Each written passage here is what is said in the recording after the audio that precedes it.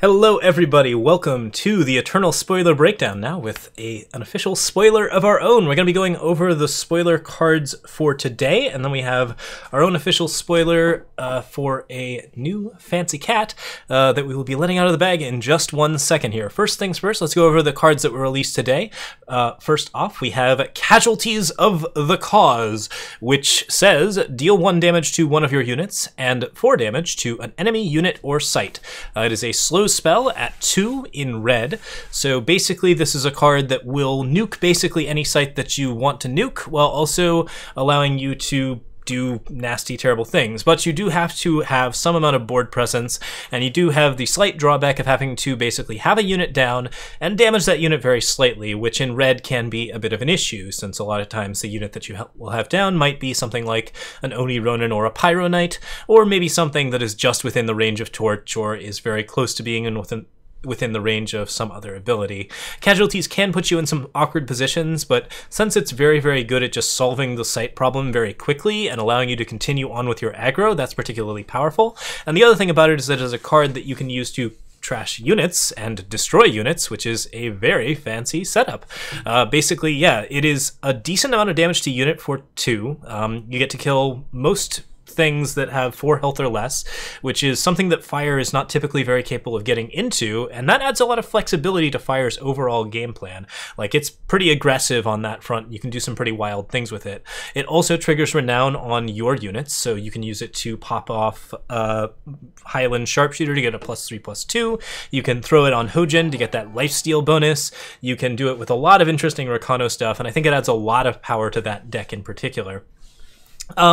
Yeah, so the card is pretty wild. Like, it just does a good amount of damage. It actually is very flexible. It's not a fast spell, so you don't have the same flexibility as a Torch or some of your more aggressive stuff, but it's nonetheless pretty powerful removal that actually is going to be somewhat meta-defining for, I think, a while. Like, it should be something that we actually see giving red a decent amount of power and giving red aggression a decent amount of power to value out certain site decks and value out sites in situations where you are in a lot of trouble. It also means that you actually have to start evaluating cards as to whether they have 4 health or 5 now, which is something that we haven't had to do very frequently, since Mortar was not a card that was particularly playable. Often was a very good flexible option, but didn't necessarily get you into places that you wanted to go. Casualties has plenty of weaknesses. It does have to have a unit down. If you have issues with actually like casting the card, then that's kind of a problem, and also the drawback is a legitimate drawback. And also, like, it is just a card that does not allow you to get any extra reach. You have to self-damage your own units to destroy your opponent's stuff. It still doesn't solve problems like Sandstorm Titan, big mid-rangey things, anything along those lines. But it does give red a lot of interesting new options if you want to do aggressive stuff, and this is a card that I can definitely see being placed into a lot of sort of aggressive red. If you want to do cheaper red decks, Casualties is definitely something that is going to help you out with that quite a bit. So yeah, card seems really interesting. It's definitely a game changer, and that's been true of a lot of the cards that we've seen so far. So I expect to see a totally topsy-turvy meta after Homecoming. Like, this is something that is going to do a wild amount of stuff, and also will be very, very crazy. We have somebody asking if this kills your own Howling Peak Merchant. The answer is yes, absolutely. Any spell damage bonus will affect both the self-damage and the damage to the enemy units. You can make it do 5 or 6, but it'll also deal 2 to 3 to your opponent. So not a card that you necessarily want to fetch with Howling Peak. Specifically does not support Skycrag-based strategies with spell damage. That's just not a thing that you're going to be able to get a lot of value out of. Okay, next up we have Courier. Oh, that's not how we do that. All right, so Silverwing Courier is a 6/3 with Pledge. Oh, it doesn't look like I have the biggest version of this card, but that's okay. 6/3 flying and Pledge that is invulnerable to damage if you pledged this game. This one's interesting. There's some odd stuff going on here. So as a 5-cost 6/3 with flying, it's mostly not the greatest stat line in the world. Like, it is something that definitely has higher strength than most flyers. Like, there are not that many flyers that get up to 6. The only one that I can think of that's particularly powerful in green is also a very strong Valkyrie, and it's the Valkyrie Spire Guard, the 3/3 for 4 that turns into a 6/6. That card gives you a lot of pressure, and Silverwing Courier gives you very similar pressure later, although at a much later time. It is nonetheless like pretty interesting, and it is certainly a reason to play a lot of pledge cards. It is something where basically, like, if you are going to be playing with pledge, you're going to get a pretty valuable unit, a 5-cost, 6 attack unit with effectively infinite health. Like, that 3 health doesn't matter at all. It is just like absolutely going to be over whatever it is that your opponent can do for damage in terms of trading with your flyers and messing with your flyers. So as long as you pledge a card here, Silverwing Courier is actually a pretty nasty card, and I would say that overall, like, it does seem like it's going to cause a lot of problems without too many issues. Yeah, there's a blue drake that is also a 6/3 but gets about 7 health, and that can be pretty crazy too, but it also has reckless. So yeah, like, this is something that is like pretty nuts in terms of like overall tempo. The main weaknesses to the card are that if it isn't pledged, I think it's just generally pretty weak. Like, if you get it torched, or basically anything can kill Silverwing Courier without too much issue. It dies to a lot of removal, and like, basically if it dies to removal, it's a pretty expensive card to not have any onboard impact or any way to sort of influence the game. That being said, it still belongs in a lot of like mid-range to aggressive decks, and I think the place that it most strongly belongs is in Huru, where you can play a lot of counter spells with a lot of without that many units in the first place, and then play a unit that is basically going to be fairly hard to kill, counter all the spells that can actually kill it, and then it's just capable of trading with everything and winning the game in the air without any problems happening to it. So that's pretty wild. Obviously, if the card gets silenced, that definitely decreases its strength a lot, so its strength in the meta is going to be determined primarily by how many ways there are to kill it and whether or not those ways are particularly effective. If Valkyrie Enforcers and Desert Marshals are super common, then Silverwing Courier is just not going to be that strong.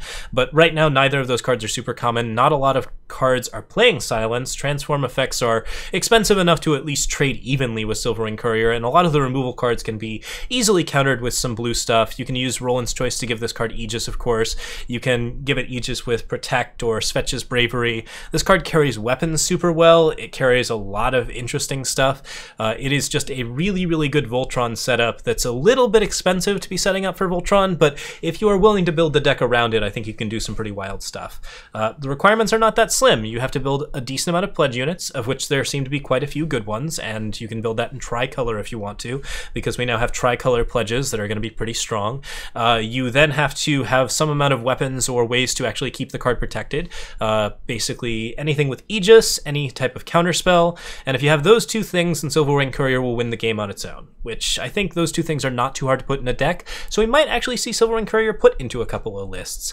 Yeah, I'm not sure if I like the overall design of this card too much, since it's pretty feast or famine in terms of like whether or not you're actually having fun with it. If you don't get a pledge, then Silverwing Courier is just like feels kind of bad to have in your deck.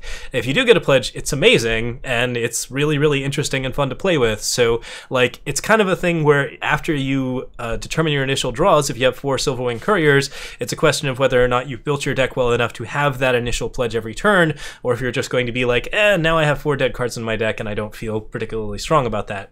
So I'm not sure about this card overall, but I'm very interested in the design. We're definitely going to try to build some stuff around it. I hope that it works out well. It looks like it's just in the middle of the power curve, but has some potential to sort of sway either way. I don't think it's going to be insane, but I think it's got some interesting possibilities, and it's certainly going to be an irritating card to deal with on our opponent's side. So that's pretty fun stuff. Yeah, no, it seems really interesting, and it definitely influences some Huru decks and possibly some Mono Justice decks. You can do some cool stuff with Valkyries, and it's nice to have a little bit more buffs to Valkyries, because Valkyries are a fun list that lots of people like to play. I would say that both of these cards really fulfill the role of giving us good options for cheaper decks. Like, these are cards that really support some of the early basics decks that you want to build, like lots of Valkyries, lots of Rakano stuff, lots of sort of Skycrag aggro. That kind of stuff is like currently having some problems with the big legendary setups like Sites, and these cards provide some interesting safety valves, or at least not safety valves, but necessarily like ways for people with a fairly low budget decks to play around and get some actual value and get some good decks going that can stomp all over those decks and have a lot of fun. So yeah, I'm super in support of that. It's pretty wild.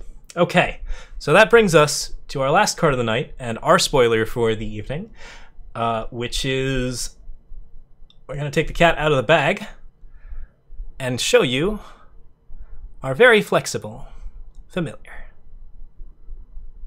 So here's Flexible Familiar. Just hiding all that info. Okay. It is a 1-cost 1/1 in blue.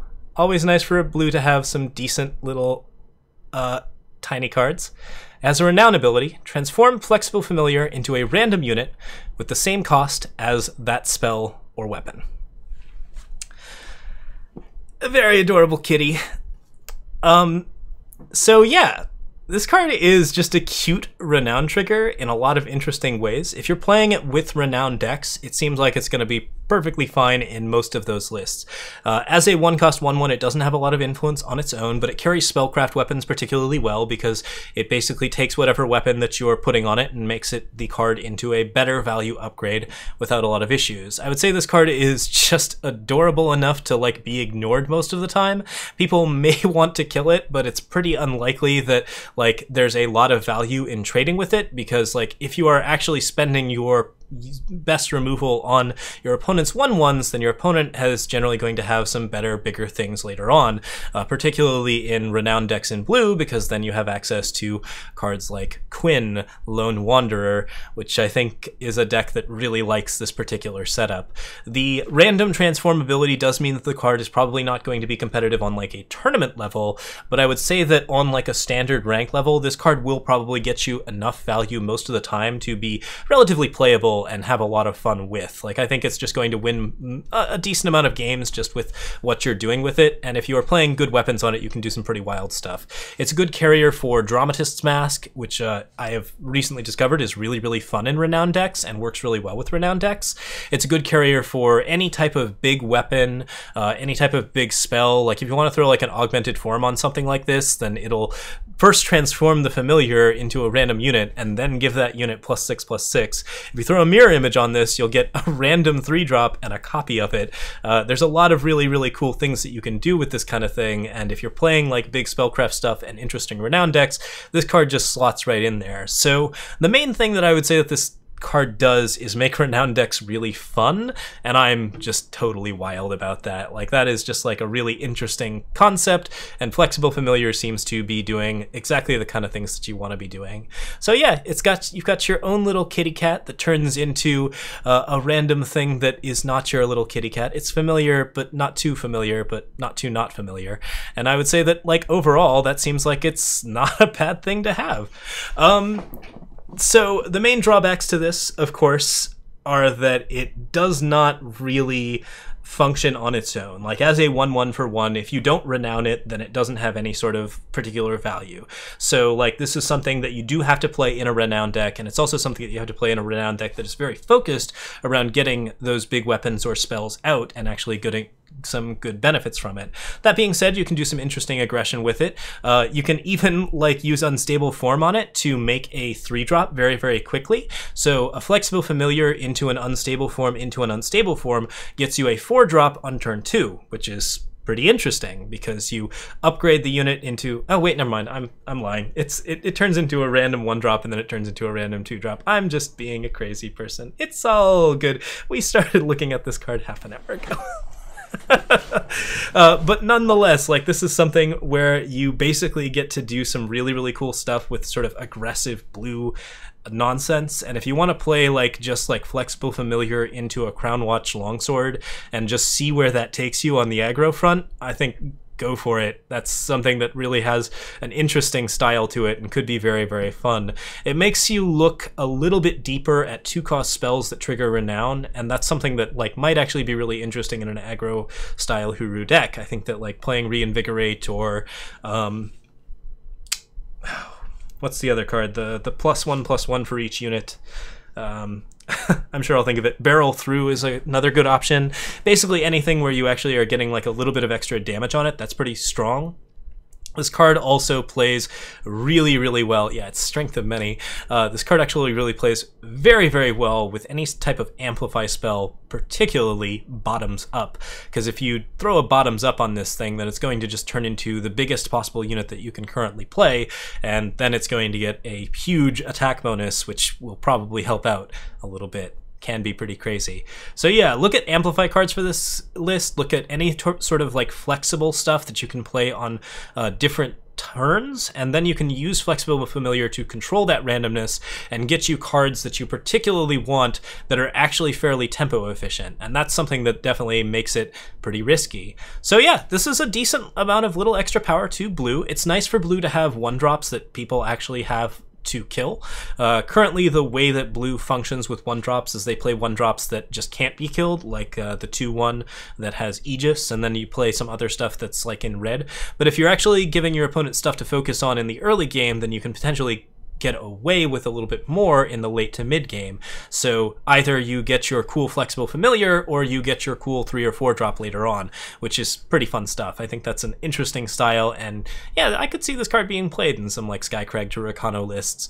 I don't know if it's necessarily as efficient as a 2/1 with Aegis, but it's got some interesting potential.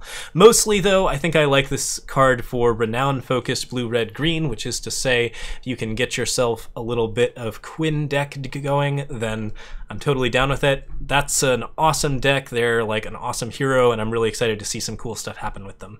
So yeah, like this is something that I think really goes well in Xtune. It's a lovely card for the list, and yeah, like this seems pretty wild. So it's good stuff.